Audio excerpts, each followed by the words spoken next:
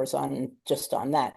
But this workshop will be about making yourself more comfortable before you get on the bike and after you get off. And so I've been riding a bike since I was a teenager, and I've been a cyclist probably for about 15 years. Um, I started also my X number of careers ended with my current one as a personal trainer, and I've been involved in that field for the last 12 years. I mostly focus on aquatic fitness, but I also work with people on land and in studios. So I like the combination of the two areas. I'm glad to be here to share what I know about fitness and cycling and how they interact with everybody. So this is going to be a workshop, not a workout. Um, and so because I want to make sure that everybody's form is right and demonstrate how there are ways to change things around to make it more comfortable and effective for everybody to work on. So I'm going to start with foam rolling. Foam rolling is kind of a misnomer because really we don't roll. There's a foam roller, but self-myofascial release is a technique that uses the pressure of a roller and some manipulation to help relax tight muscles. Tight muscles tend to get knots in them, and myofascial tissue is something that that our bodies have surrounding all our muscles, and it interacts and tends to screw up a lot of our movement after a while. Cycling is an activity that's primarily a forward and back movement. And so when we spent a bunch of time on a bike, we've been doing two things. Our bodies have been moving pretty much only in one direction. We're in flexion because we're bent over, the bike, and we're pretty much sitting for hours. So even though it's a great way of doing cardio, it's a great exercise. It has a lot of benefits for the body. It also is has a bunch of shortfalls. So myofascial, which I'm going to start with, um, that affects bicyclists.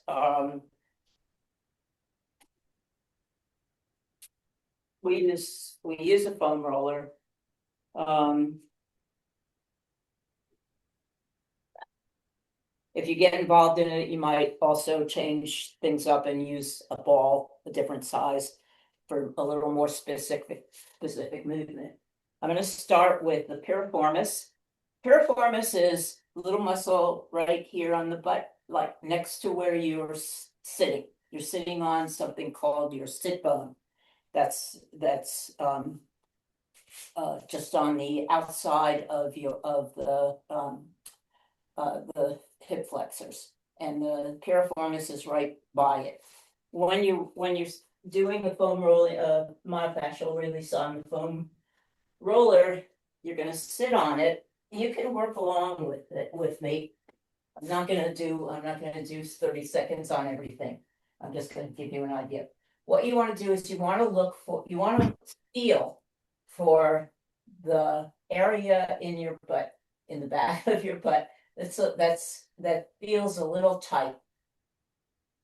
It may feel really tight. It may feel just a little bit tight, but you'll feel there's probably, you want to make sure it's a muscle, and it'll be a little uncomfortable to put pressure on it.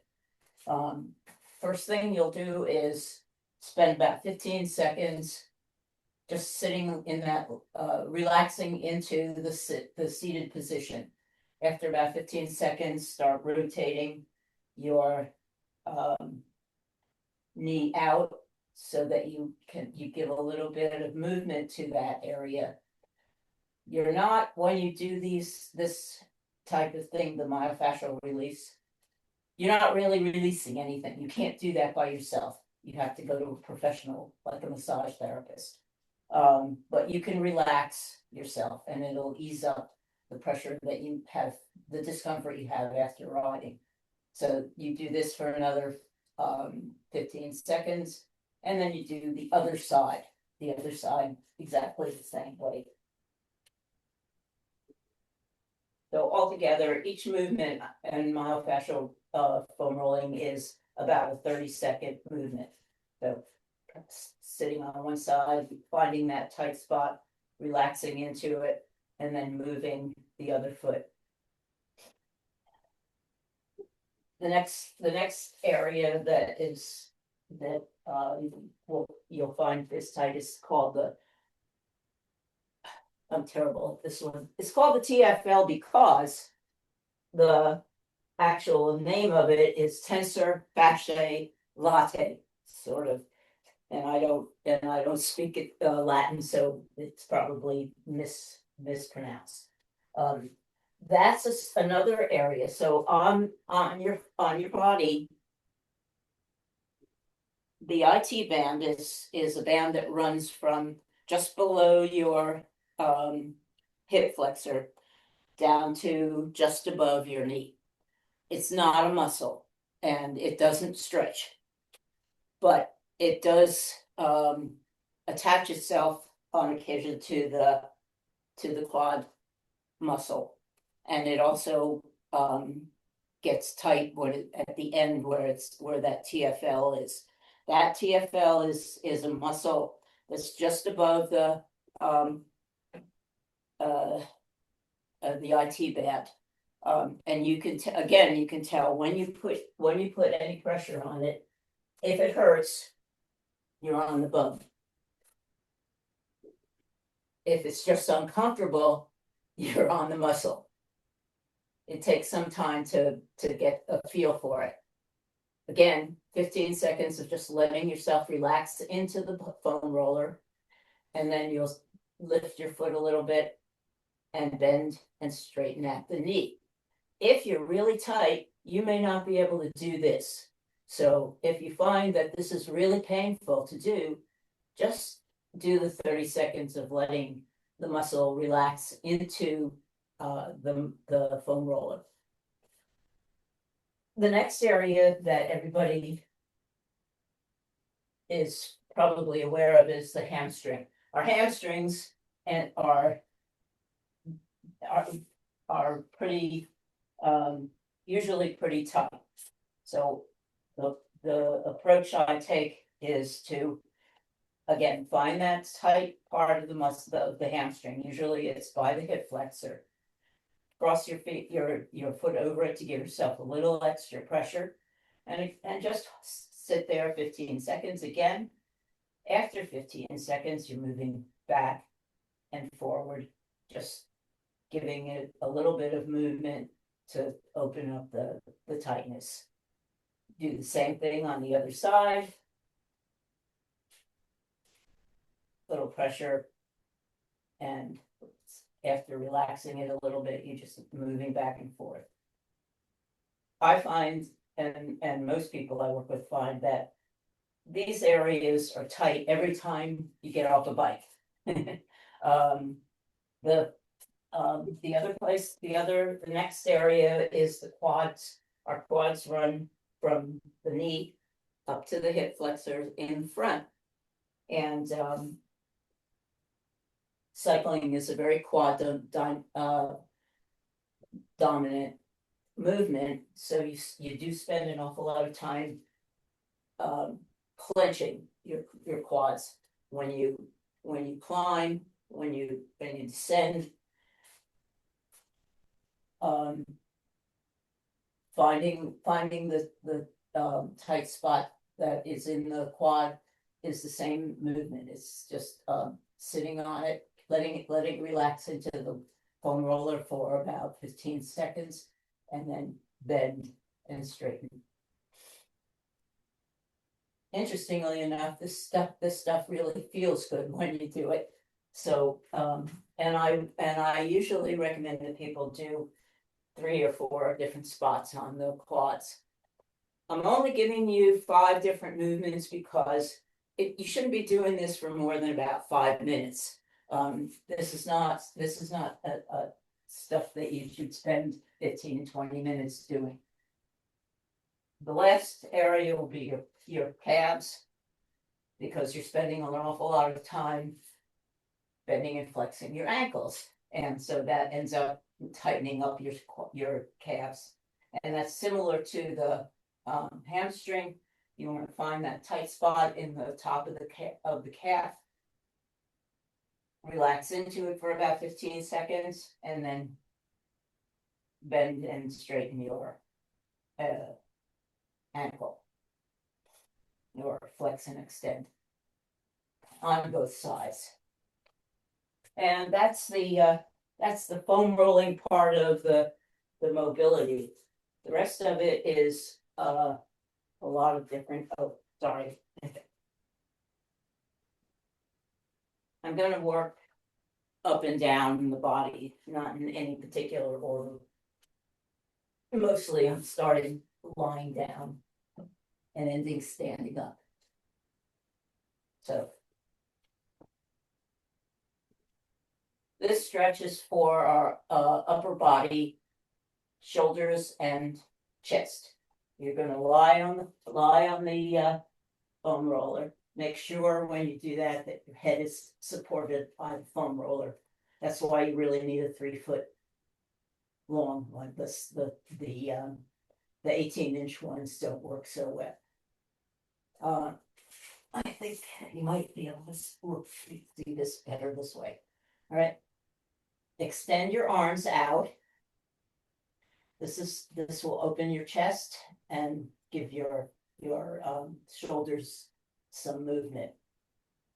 Bring them straight up. Raise your shoulders up and let them relax into the foam roller. Extend up and let them relax. You want to do this 5 to 10 times. And then come down, and this position is called goalpost. This rotation gives you a slightly different movement, also opening your shoulders and your chest. Bending back, rotating forward, rotating back, rotating forward. Your hands should be facing forward and up as you go through it 5 to 10 times, and then coming down to a movement called angels. You may be familiar with them from the snow we had today. And if you go out tomorrow, you can do these in the snow. Coming out, rotating up and down 5 to 10 times. This is really weird. I'm sort of used to people talking to me.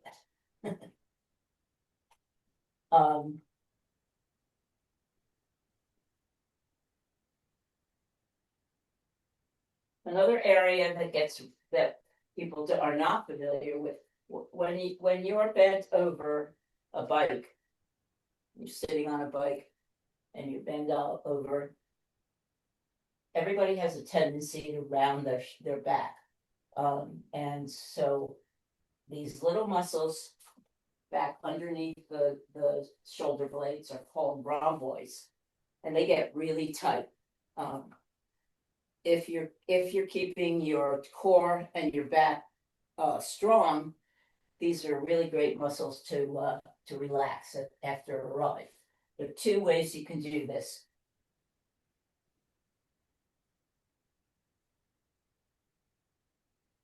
I won't do this so people can see it.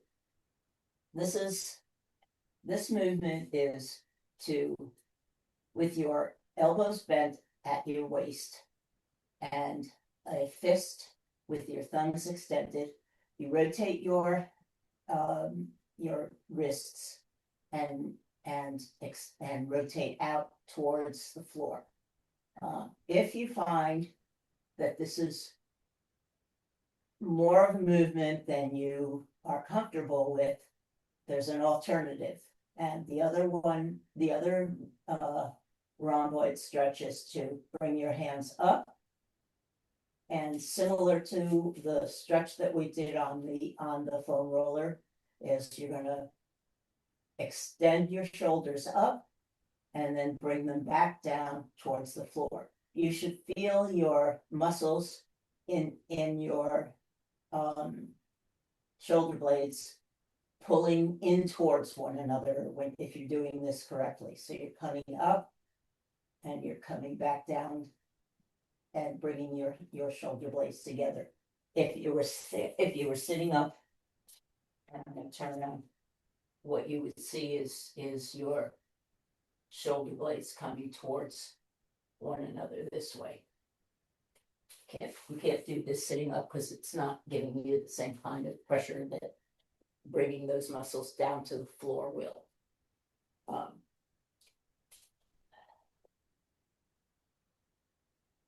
right, I have to take a look. Okay.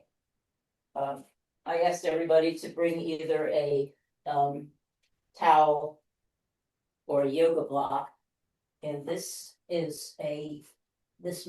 stretches for your lower and mid back. You're going to lie down with your knee on the yoga block, or towel will work just as well. You just want to have a little bit of lift in your knee because you're on your side.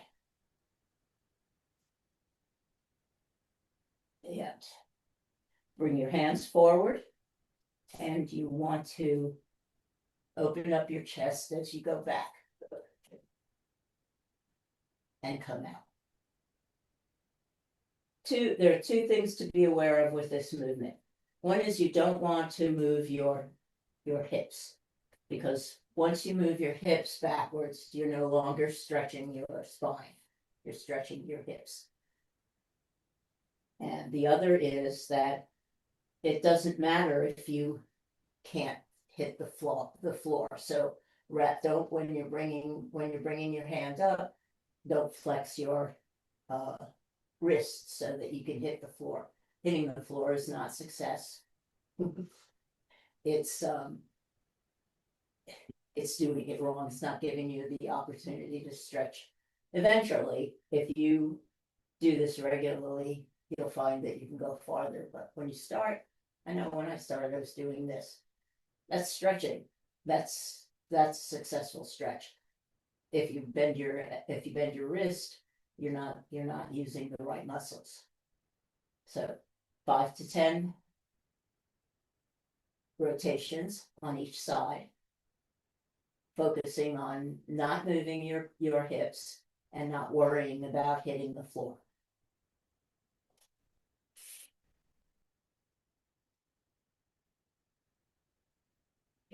Stop working. Spinal stretch. All right.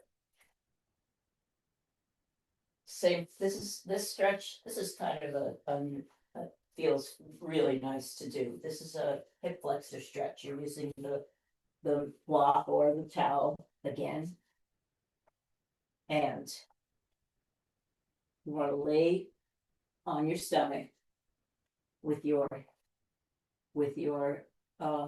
thigh at 90 degrees from your torso, and then rotate up.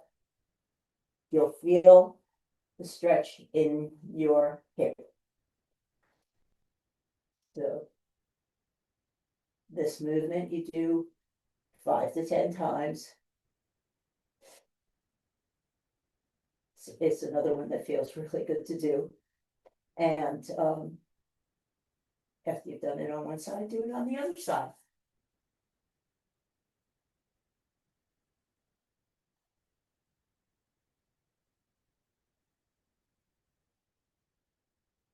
If you've taken an exercise class, you may have done this particular stretch. This is for the quads and the hamstrings. Also, it will stretch out a little muscle called the psoas muscle, which is in the front of your hip. And it gets really tight if you spend a lot of time sitting or on a bike. So bringing one foot forward, you'll come forward until you feel a stretch in your quad and a little bit of a stretch in your hip flexor. If this is easy and you don't feel you're getting too much of a stretch by doing this in your quad, you can bring your body up. However, if you do that, what you don't want to do is arch your back, because then again, you're not stretching your quad, you're stretching your the front of your body, and it's not doing what you want it to do. So 5 to 10 in this position. A harder stretch will be to bring your body up, keeping your back neutral, and then rotate your hips backwards, flex your ankle, and bend forward until you feel a stretch in your hamstring. And you'll hold this for about 5 or 10 counts.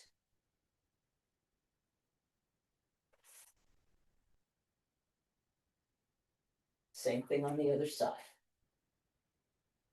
Coming forward, bringing it up if you feel that you want more of a stretch. I do this kind of a stretch for quads rather than the one where you try to reach your ankle with your foot, because most people, and I'm not going to try to balance myself, most people, when they do a quad stretch this way, they can't really make it work. And unless you've got that foot straight down, you're not bending, you're not stretching your quad. You see people doing this. I don't know what they're stretching, but it's their quad muscle.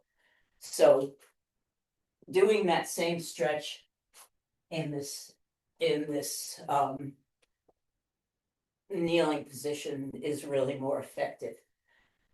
The other thing you can do a lot of times is to work with a strap, which helps to ease the pressure when you're trying to make a stronger stretch. Okay.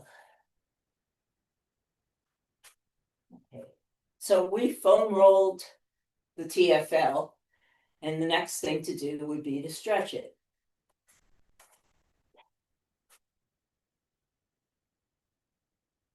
Crossing your feet at the ankle.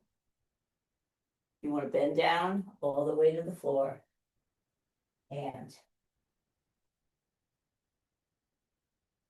rotate to one side. You'll feel the stretch down this area here. That's stretching that TFL. Again, 5 to 10 counts. You can do these for longer, but I find it really boring. So counting 10 is just as effective. And same thing on the other side.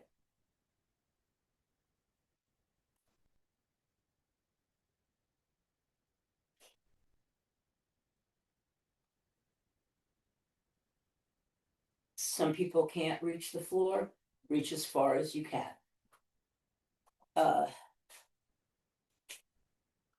Because our movement is primarily sagittal, forward and back, we end up getting tight in places we don't even pay any attention to. So the adductors, your inner thighs, get pretty tight. The movement is to put yourself in a wide stance, and you're doing a side lunge until you feel a stretch in your inner thigh. And then coming up, going to the other side. I have to say, I had a hip replacement a couple of years ago, and when I go in this direction, I hear a grinding noise. So what I do is I'm like really careful when I'm coming down. I don't know if it's, what's going on in there. It's metal. So I just kept really careful. So if anybody's dealing with that, be aware that that might happen. And 5 to 10 of these on both sides.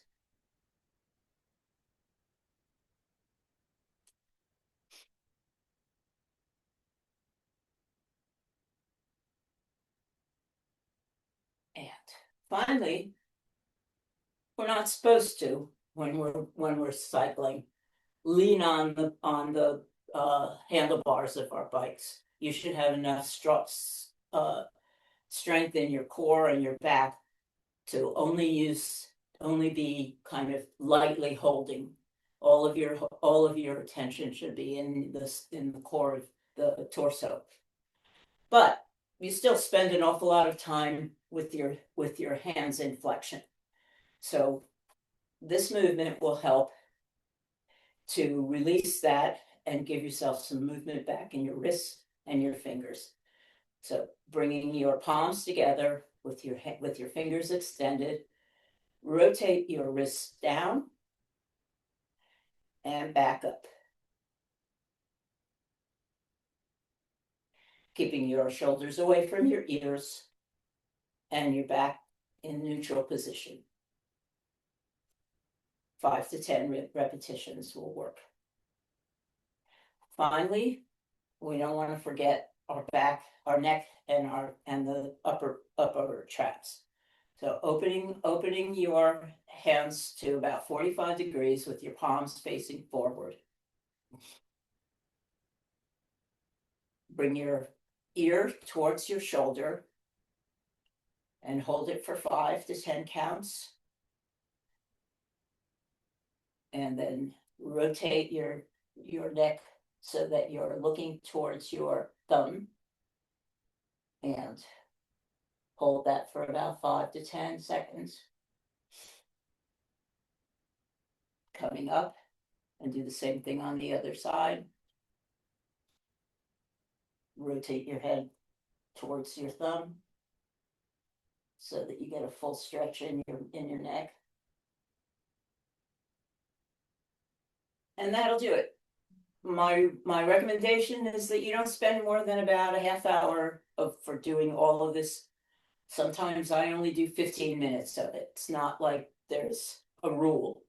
Do work on what feels tight rather than making it a chore. I don't know how old everybody is in here, but as you get older, it gets harder to move around in the morning, and it's really pretty helpful to get yourself mobile before you get out of the house. I wanted to include a last movement that's really helpful to keep you being able to get your leg over your bicycle wheel. Saddle. So I didn't expect everybody to have a wall, but this is a movement that is particularly useful. You're going to put your inner thigh near you at the end of the foam roller. It's hard to see, right? But that's where it is. Okay. And then you lift your leg over, touch down, and come back over. Do the same thing on the other side. This is kind of challenging. If you get to do it, if you practice it and you do it, you kind of feel like a badass doing it. Coming over and back. So I just wanted to add that in. I don't usually suggest to people that they do that on a regular basis, but that's it. And I'm glad that people were able to show up.